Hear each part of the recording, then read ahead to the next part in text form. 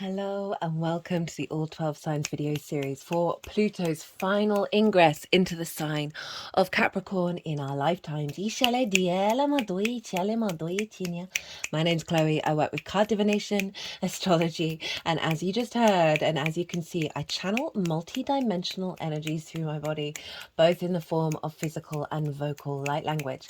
All of this is going to be happening throughout the reading, and it brings in healing, attunement, and activation codes to the messages that come through. I am reading for Virgo in this video, so let us begin. Virgo rising. How you doing, Virgo? So I read for the rising signs. So for those of you who have Virgo elsewhere in your chart, look to the house that it's in, look to the themes of that house, as well as all the other meaning you've got going on in the sign of Virgo. Or you want to apply all of that to the messages that come through in this reading, because it will be as if that Virgo energy has now energetically moved to the first house. So the astrology for the rising sign will still link in. You just got to add on your natal chart meaning on top of it. As always, take what resonates, leave what doesn't. So, by the way, there's a competition, all the details of which are in the description box. There are 3 readings up for grabs. There's, we're on Friday. It's about a week left to enter the competition. So that's all available. My words are a bit all over the place at the moment. The moon is currently around where Chiron is in Aries, trining Mercury retrograde, so it is what it is. I've done a oracle reading for this transit, for this big Pluto transit. And I also talk about the astrology that's going on with all of this in a lot more detail. That video is already live. So if you want to know so I always try and tap into the most integrated and expansive frequency of the astrology, right? Because obviously there's many layers with astrology, and it can show up in many different forms. And this is why there's fluidity to the dynamics of it all, right? There's nuances. And so I like to tap into the frequency of the highest intention. So that's what came through in the oracle reading, and that might give you an idea, even because like Pluto, it can be difficult, right? That might give you an idea, okay, what is behind what might be drama, right? What's the intention behind this explosion that's just happened, right? And that can give you a bit of perspective that you can then work with it on in your own personal way, an understanding of this transformational energy that's showing up with Pluto. So go check that out. This spread, one of the most powerful oracle readings that I've done. Pretty phenomenal, very synchronistic as well. I'm going to touch on some of the astrology here in this reading, but we are pulling cards for 3 different piles. The first pile is the intention of this transit for the Virgo area of your chart. Like what's behind the scenes? Like what's the kind of, if you think about etymology and like the and where words come from, they come from a certain root and they go back and back and back and back. This is what the intention is, that root intention. It may expand in different ways depending on your chart and what's going on with you, but this is the intention and this is how it's showing up. This is the desire of Pluto to help transform you. The third pile is the challenge that may come up during this transit and how to work with it. And the third pile is how to amplify and work with this root intention of pile 1.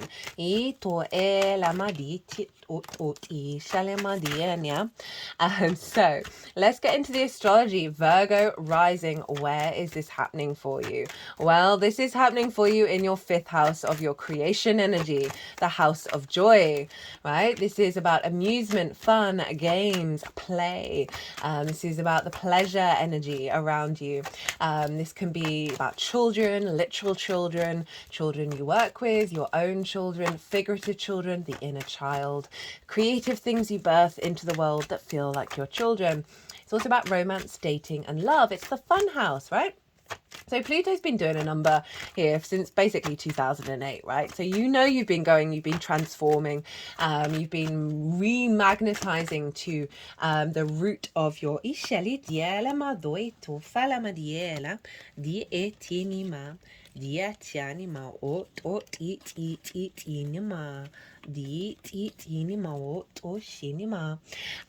remagnetizing your creation energy, right? And how you perceive pleasure and perceive joy. What does that mean to you at the root of yourself, right? The id power, very magnetic energy of Pluto. And so now this is the final ingress. And what's so beautiful about this transit is Pluto will be sextiling Neptune and trine Uranus, and they're all retrograde. I go into this in a lot more detail in that reading that I suggested, the main reading. But because the way this, like, the fact that we're alive at this particular formation is just utterly because they are harmonious aspects, a sextile and a trine. They're ruled by Venus and Jupiter respectively. So the sextile with Neptune, that is the Venus energy of connection, appreciation, value, love, a sense of harmony, of grace, of creativity. And so where's Neptune? Neptune's over in your 7th house, and this is opposite you, Virgo. This is in Pisces, and this is the house of the other. Now this is important people in your life, in your understanding of commitment, right? This is your business partners, your one-to-one clients, your nearest and dearest friends, longer-term committed romantic relationships, as well as your relationship with Source. It's how you understand yourself in regards to the other. It's a level of where you want to show up, where's the commitment. The 7th house, and Neptune's there, and Neptune has been dissolving away old distortions around inabilities to commit, inabilities to be in partnership, especially with this retrograde, that is it's just dissolving away distortions that have blocked you from being able to stand confidently and co-create with another, and genuinely embody the knowing that this is part of what is available to you, because so often we can be restricted by not in this lifetime, or not this cycle, or that isn't meant for me. And Neptune and Pluto, both retrograde in these signs, are recalibrating your internal dialogue.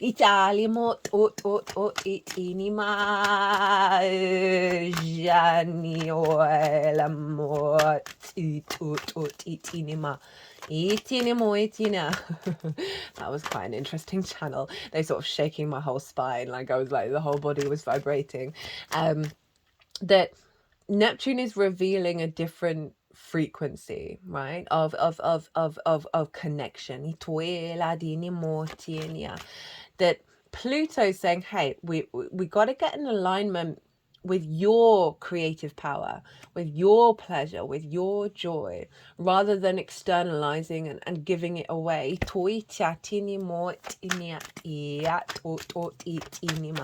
There's a real sense of rediscovering what it means to be in union, what it means to be in a state of creation, what it means to be in a state of joy that is in balance, is in co-collaboration.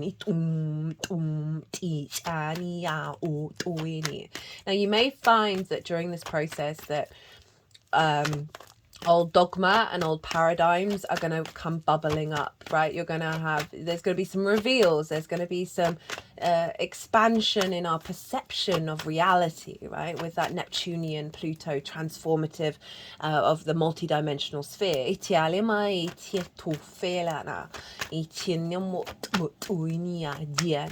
And Uranus is over in Taurus.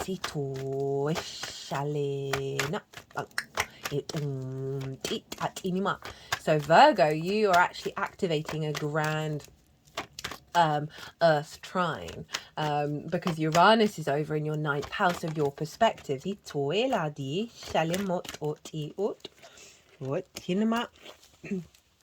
Uranus is over in your ninth house of perspectives, right? Of how you map yourself out in the world, right? And it's really calling you to walk your own path in your understanding of how you perceive, and not be influenced by the perspectives of others that do you a disservice. The great liberator. And so we've got this beautiful trine with Pluto of your creation energy and your pleasure and your joy. Uranus wants you to walk your path, wants you to be confident, being your unique being from this place of power of your creation energy. And this is harmonizing with the other, right? Okay, with Neptune, that is bringing a frequency of an alignment with your understanding of yourself in regards to the other, that isn't being impinged upon, because obviously so often we can, sort of give ourselves away, and diminish. We're very easily influenced, aren't we? I've been feeling this throughout all the readings of there's something around this combination that is, and particularly with the nodes as well in Aries and Libra, it's a combination of bringing a great deal of archetypal root energy into our being, where we're able to stand strong within ourselves while still being in flow with everything else.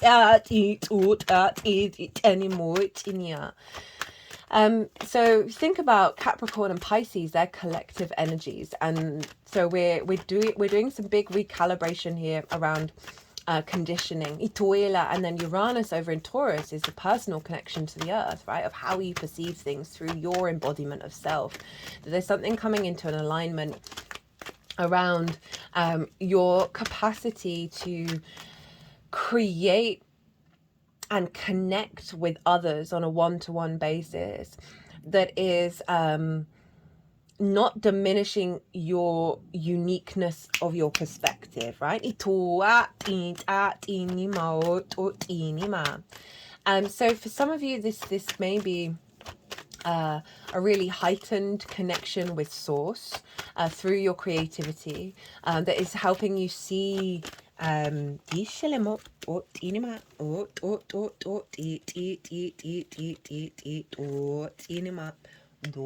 helping you see, what was I going to say? Sorry, I get a bit distracted when they're moving the cards around because I'm trying not to think about what they're doing. Uranus in the ninth, right? Of perspectives, of the future thinking, of where we're headed. Pluto magnetizing and transforming, releasing old wounds around blockages around your creativity, and the way that you find pleasure that may have been from distorted relationship dynamics. With Neptune over in the seventh of just not being in a collaborative state. And this is overall, this is such an empowerment of your capacity to bring a sense of unique creativity, a unique perspective around how you perceive the material world into the way that you then build from a place of creativity in regards to a sense of union rather than separation.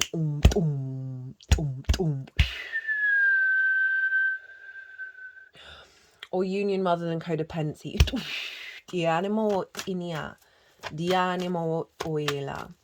because we've got the 5th and the 7th being activated. So for some of you, this can be about romantic relationships and like really bringing in a higher frequency around that.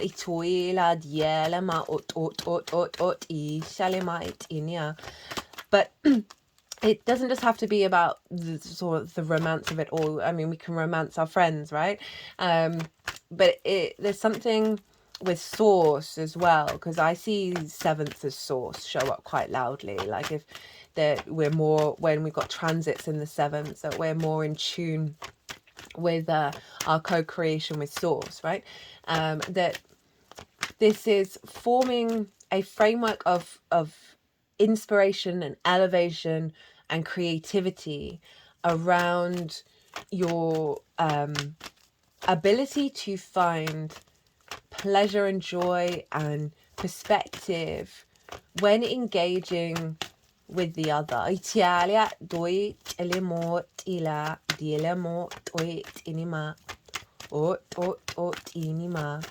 just feels like there's sort of more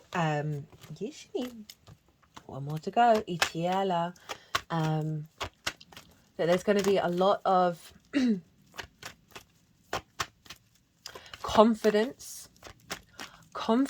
and maturity and play. But there may be some old wounds that show up around where you haven't had that, where that hasn't, and that can be with yourself, with source, with others.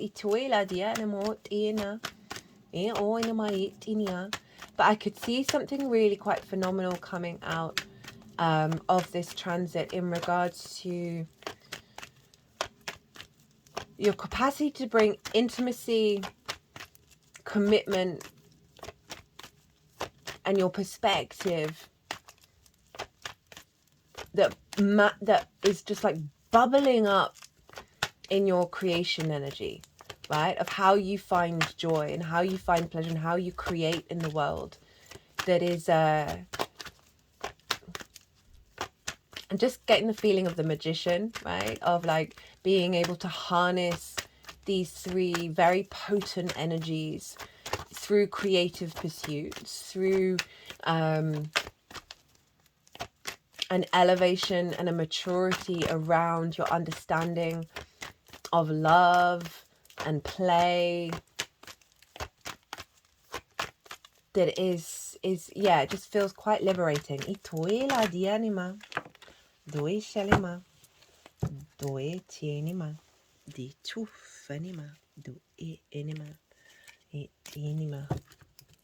Okay, King of Pentacles at the bottom of the deck.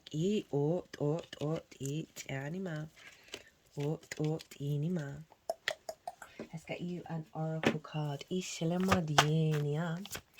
this is really, it's really quite big energy showing up here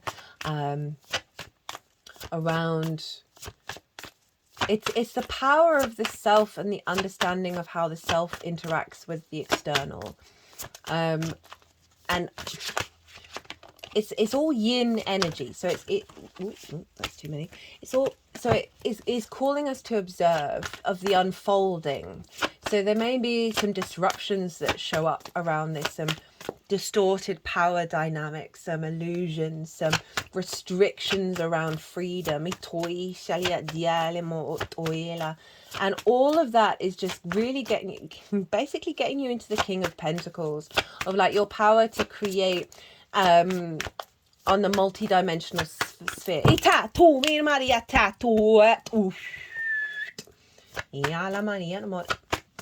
are we doing for time?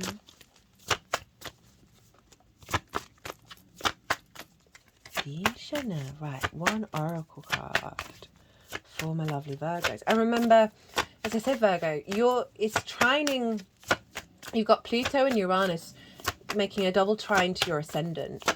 So a grand Earth trine of the embodiment in the 3D. This is calling you to put things into.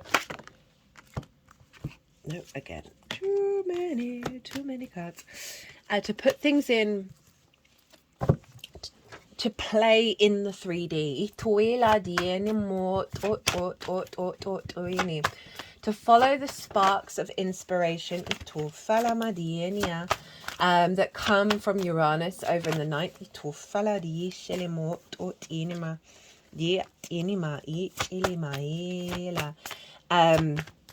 That is going to, I just feel like there's a weaving going on here. You know, having Capricorn in the 5th is the capacity to understand sort of the bigger energies around pleasure and joy and creativity that come from different threads that have a weight to them. That there are certain frictions and certain dynamics that serve as catalysts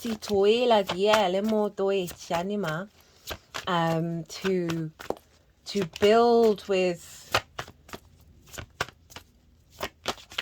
a level of, it's that archetypal energy. Like, it's no messing around, really. So there's something about through the actions that you're taking from a creative perspective, with the union with Neptune over in the 7th, which you can then like tap into source, that way of like it's forming a kite to you, Virgo, of you're the tail of the kite, that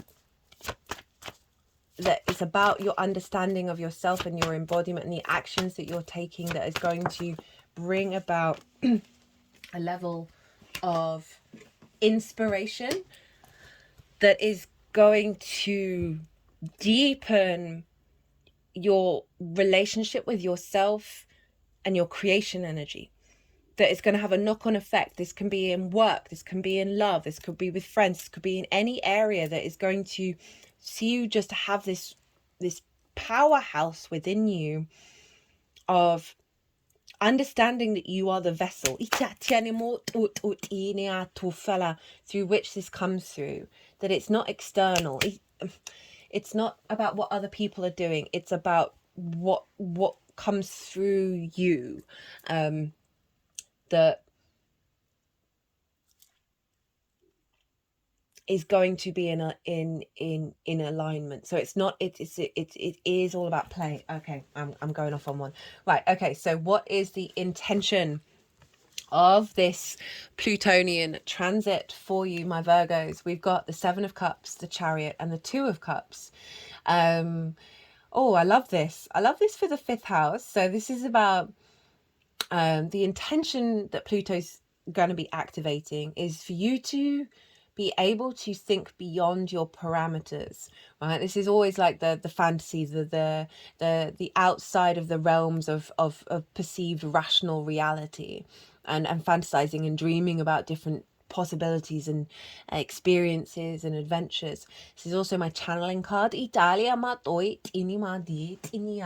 So it's like an activation of your ability to channel your creative energy in ways that are beyond the rational paradigms that you are currently in.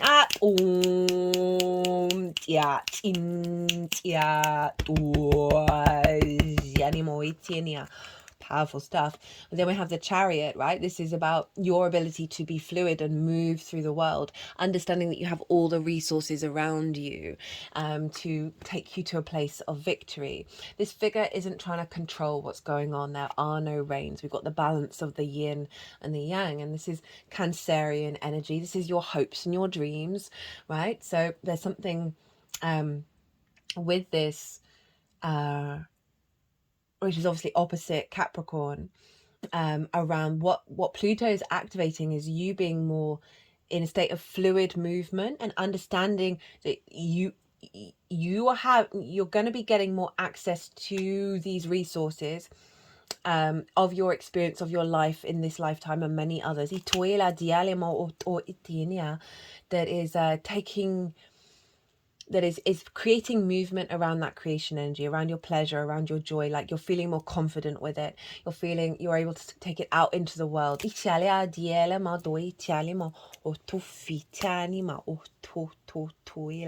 That that's linked into an activation around your of future hopes and future dreams, because you're operating from a stronger power within your creation energy, where the charioteer understands all the difficulties it's gone through, but sees that as wisdom and as tools, rather than as something that's hindered it. And it's still wishing to move and expand forward. So yeah, I really like that energy of expanding your parameters and your ability to then move with it. We've got the Two of Cups. And obviously this is about union. This is about respect, honor, and dignity. These two figures, they are equal height. They are eye to eye. They are honoring each other. So again, we bring in that sort of perspectives, and the seventh house of there is a frequency around us of the way that you're interacting with the other. You're bringing the Two of Cups, and it doesn't necessarily mean that all those relationships in your life are going to match that, but that's just the frequency that you're emitting, and whatever will come to you will either it's just not going to affect you, or it's going to be coming at you with the Two of Cups. It is about the integration of the masculine, feminine, and spirit within yourself, of your creation energy coming together, being receptive, wanting to exchange, and the sense of love, the sense of emotional union of that fifth house of your creation energy, like your joy, your pleasure. There's a balance, there's healing here as well, but there is a sense of commitment.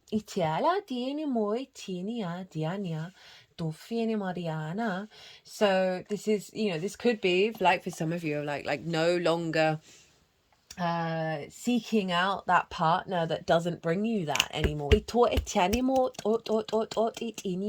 as well as your relationship dynamic with source, and how that comes into an alignment, a new perspective, where you're like, this is who I am, I'm integrated, I respect and I honor, and if that isn't being returned, it's not going to diminish how I feel. So that Two of Cups, that's beautiful for the fifth house, because it is saying that there is a frequency coming in that is more collaborative, more respectful, and open and observant, and like real. Now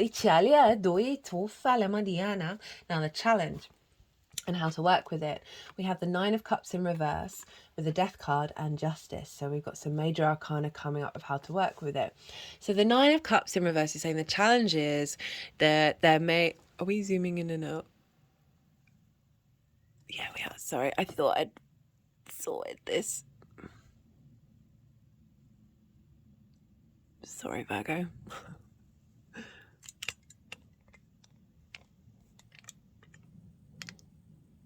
Okay, so Nine of Cups in reverse, the challenge. So in the upright, this is like the gratitude of it all, right? They're feeling in an emotional alignment, feeling grateful for existence, feeling grateful for feeling confident, feeling abundant. So the challenge that's coming up is saying that, okay, there may be certain situations and scenarios where you don't feel like this, where you're like, I don't think I'm ever not going to not feel like this in reverse. There may be certain situations that are coming up throughout this transit that are going to be kind of like poking the bear of that Nine of Cups in reverse, of, it may not be turning out in the way that you would want. How are you going to respond? How are you going to work with that energy? How are you going to reflect on that? Because this is coming up of we can externalize our joy and our creation energy to other people, right? That's for the seventh. And our perspective around, am I worthy of joy? Am I worthy of creativity? Oh, they like that one. That this is obviously something, there's a block there that, whether you're consciously aware of it or not, may likely show up internally and externally, that comes up throughout this transit. And you've got how to work with it. You've got the Death card and Justice. So you've got Scorpio and Libra. And so this is saying, like, be really, as I said, this is very yin energy, very like the observer of it all. They're bringing depth and nuance to it. Observe when you're in this space, right? You just take that step back, right? And realize, okay, there's obviously something within this that needs to be released, that needs to be let go of, that this frequency, this perception in your emotional body, that the Death card with Justice is saying, they're not denying that there may be good cause for this, but it's the framework and how you push that into the future, right? So the Death card and Justice is very objective. She's also really empathetic. Like, she wants to give the best decision, make good judgment, observe your behavior, right? From a very objective point of view, that there's obviously something that is an imbalance. And to help navigate this is to step into that space of, yes, this is frustrating. Yes, this may not be working out in the way that I would like it to. Yes, I'm not feeling the way that I'm feeling. But I need to orientate around things that I just made. The moon is on Chiron right now, trining Mercury retrograde. My words today. Just let it go. Let it go, right? Like, I know, we don't know all the things. We do not know all the things. We do not know how things are going to unfold.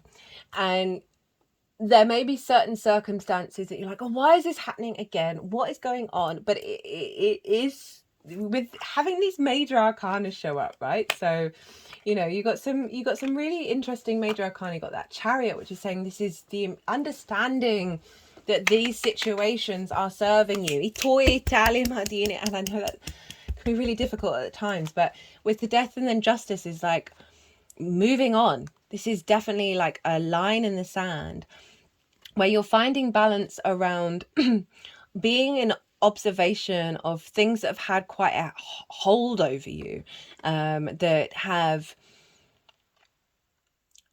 even if for very good reason, those perspectives are based on, this has happened time and time again. This is saying we've got to clear the decks.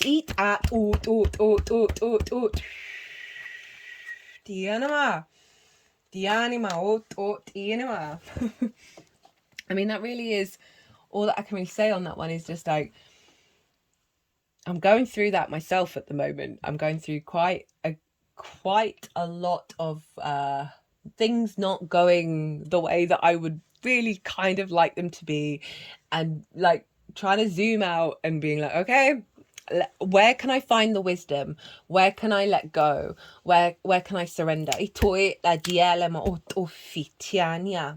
And yeah, I'm just getting that feeling come through here. So we have the King of Pentacles at the bottom of the deck, which is, again, this is sort of the overall energy that this is bringing in is for you to step into that full creation energy, right? Of seeing the abundance. So it's very far cry from this. So you got to get through this and be aware that this is going to come up, because you're releasing layers of giving a shit, basically. To the point where things that don't quite work out, the little things in the way that you would like, that may have knocked you completely off guard and redirected you and be like, well, why should I even bother?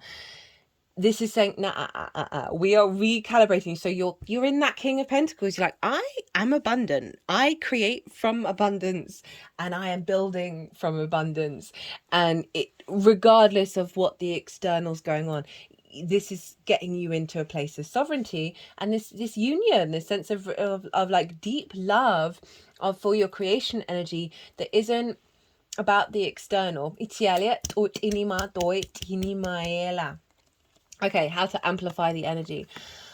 We have the Ten of Swords, the Wheel of Fortune, the Ace of Wands. This is quite a wild reading, Virgo.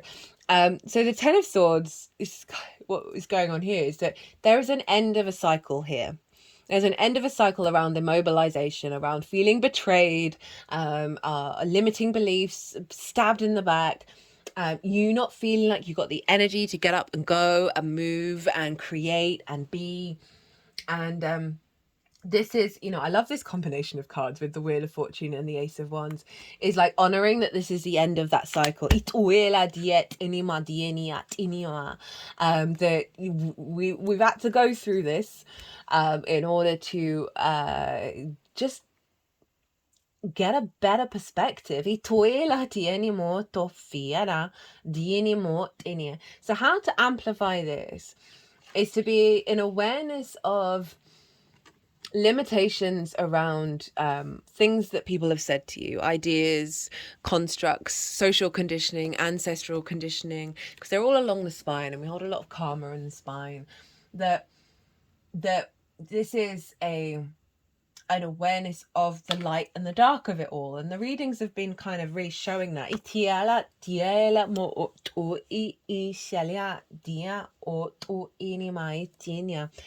And perhaps about tapping into the wisdom, right? Remember that chariot of the resources through every experience, the wisdom you've gleaned from these situations. So there might be something about writing or journaling or videoing certain experiences and wounds that you've faced and the journey that you've come out the other side, because this figure has the same hand gesture as the Hierophant, right, which is the 2 fingers up, 2 fingers down. It's the benediction, the bridge between the sky and the earth, the night and the day, light and dark, the polarity and the bridge between the two. There may be something around, oh yeah, because it's the 5th house, 9th of perspectives with the 5th of creation energy, of getting really creative with like transmuting those perspectives, like doing whatever, not necessarily art, but something around working with that Plutonian energy and the inspiration from Neptune to be very cathartic, right? Doing some cathartic art energy, some creative energy around what this represents for you, right? It's whatever's resonating, tinging in your head is going to be like, oh, maybe I need to write a poem about that, or just do like really mad scrawling, do something creative around that.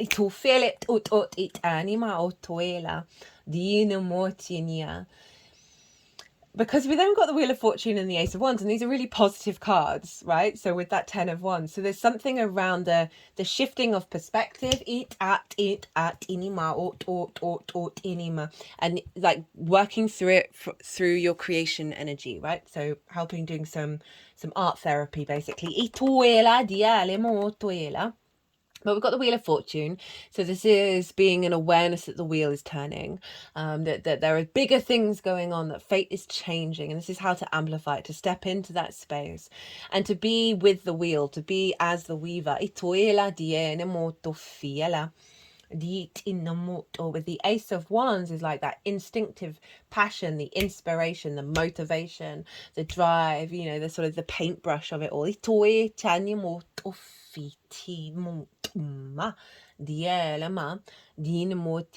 turn the wounds into resources.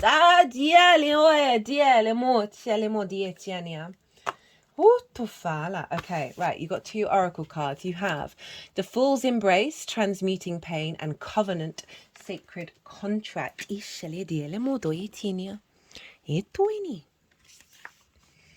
Transmuting pain, allowing life to love you, the experience of both. And the pain of life is sometimes unbearable, but when we're in it, we think that pain, that loss, that betrayal will always be woven through our continuity of existence. We're kept hostage by the way we identify with the pain and what we make it mean. If we let it, it becomes etched into us like a tattoo. No matter where on the spectrum of pain you find yourself now, excuse me, whether it be mild disappointment or searing loss, it's time to make peace with it, befriend it rather than resisting it, running from it or judging it as bad or unfair or hostile. Can you see the gift that is here? Sorry, I just have to get the door. Apologies, Virgo, that was the postman. Okay, so where was I? No matter where on the spectrum of pain you find yourself now, whether it be mild disappointment or searing loss, it's time to make peace with it. Befriend it rather than resisting it, running from it or judging it as bad or unfair or hostile. Can you see the gift that is here? Surrender to the fool's embrace, allowing the truth to envelop you in love and compassion. What if you could learn something amazing from this? What is truly yours will not pass you by. Something better and perfect for you is waiting elsewhere. If you could come to terms with the liberation and freedom inherent in loss, your broken heart might open you up to a greater sense of humanity and compassion. As in the narrative of the tarot, the Fool will be at the beginning of your life's adventure and at the end when you've integrated all the wisdom you've accumulated along the journey. He will never let you down or lie to you. He will, however, teach you how to revel in both the beauty and the desperation of life. Both and this and that will always be true. Remember, the pearl cannot be created without the gritty sand causing discomfort and acting as a catalyst in the oyster. Your pearl is discovered in a radical acceptance that everything has value. All is well now and will be well. Remember that today as you feel the Fool's embrace. I mean, that's pretty on point to what... I mean, I thought I was going off on a bit of a weird tangent, but that's really nice. It's really nice that the oracle card was like, yeah, no, what you were channeling, it's all right, it's all right. Today's been a bit of a funny day. Yeah, embrace the pain, Virgo. I love it. I really love it.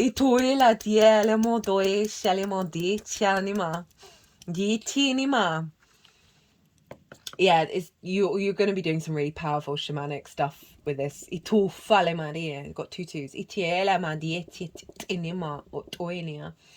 All right, through that separation becomes union.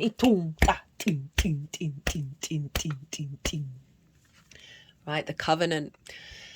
Commitment, sacred contract, the greater good. You are being invited now by the universe to enter into a sacred contract. The covenant card may also be a call to recognize that an ancient agreement you made with spirit needs to be renewed or cancelled and torn up. Is an opportunity showing up right now that is full of promise, but you are unable to sign and seal the deal and commit to it. The reason is that it needs to be elevated to a sacred covenant. A covenant must be founded on the truth, not your truth or his truth or her truth, but a greater truth that takes, that's Lady Justice there, that takes the destiny of all into account. The covenant is not about your agenda only. Spirit must be invited to come to the table as guarantor of the good faith of all, and to ensure that the direction you are embarking in will be for the greater good. It's important that you understand what you're signing up for. Be sure to read the fine print so as not to commit to something you will soon regret or that will compromise your integrity. Do not hesitate to pull all your own cards on the table so that do not hesitate to put all your own cards on the table so that your motives and desires are transparent and nothing is left in darkness. When shadow elements remain hidden, the covenant breaks down and becomes a contract with the unspoken dark side that is inevitably fulfilled. So, transmute the pain. Do some creative stuff around that. Embrace it. Find the ridiculousness in it.